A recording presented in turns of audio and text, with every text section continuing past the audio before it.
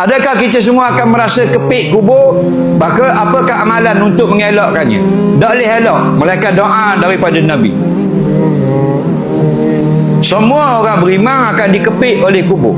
Dan orang kafir kepik juga. Tapi berita baiknya, kepik kubur orang beriman ini, kata hadis sahih, seperti mak kepik anaknya di atas dukungan. Kepik tak mau jatuh. Faham lagi? Mak dia kalau dia pegang anak dak kepik, jatuh dak anak tu kalau jalan. Jatuh, dia pun kepik kuat sikit supaya anak itu lekat. Itulah cara kubur mengepik mayat orang beriman di alam barzakh. Ini sahih. Ada pun dia kepik orang kafir, ialah kepik murka Allah. Sama macam undertaker kepik kepala kita. Tak sama dengan mak kita kepik kita masa baby. Sama tak masa undertaker kepik orang. Tapi tahi. Betul tak?